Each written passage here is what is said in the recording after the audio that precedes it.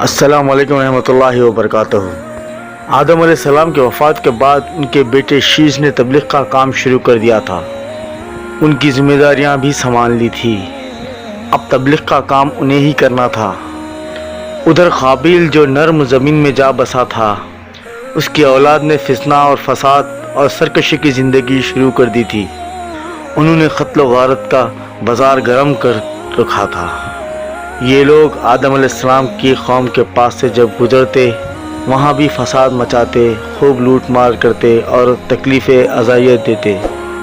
ابن عباس رضی اللہ تعالی عنہ نے سورۃ الاحزاب آیت نمبر 33 کرتے ہوئے فرماتے ہیں، پرانے زمانے کی جاہلیت کی طرح اپنے بناؤں کا اظہار نہ کیا کرو۔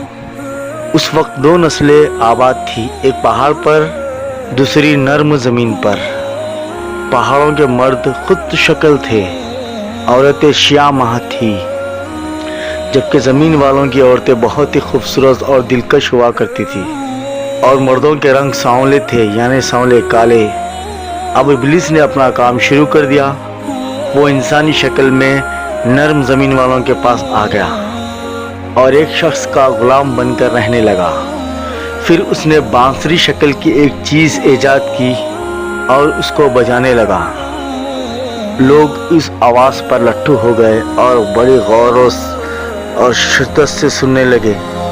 جب بھی وہ بانسری بجاتا، اس کے آس پاس بہت سے لوگ جمع ہو جاتے اور غور سے سنا کرتے تھے۔ پھر ایک دن میلے کا بھی مقرر ہو گیا۔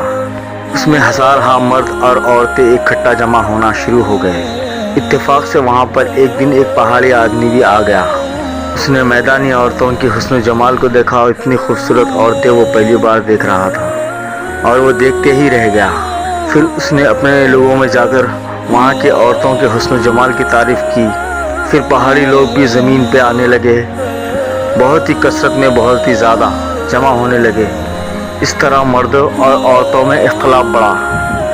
بدکاری اور زناکاری عام ہو چکی تھی، جبکہ یہ سب کام شیش علیہ السلام کی شریعت میں حرام تھی۔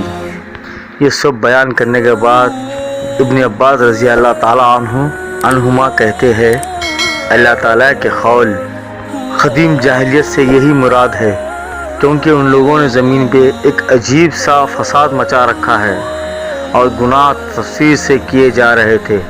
شیش علیہ السلام اپنی قوم کو سمجھاتے رہے، ان شریر اور فسادی لوگوں کے ساتھ میل جول نہ رکھے، لیکن شیطان مسلسل ان لوگوں کو رغلاتا رہا، یہاں تک کہ شیش علیہ السلام کے ساتھ بہت ہی تھوڑے لوگ رہ گئے اور وہ بالکل اکیلے رہ گئے تھے، سوائے اللہ کا ان کا کوئی ساتھی نہیں تھا اللہ کے علاوہ۔ اور قابیل کی قوم میں بہت ہی اضافہ ہو گیا تھا۔ لوگ یوں ہی زندگی بسر کرتے رہے، یہاں تک کہ اللہ تعالیٰ نے ادریس علیہ السلام کو خود فرمایا تھا۔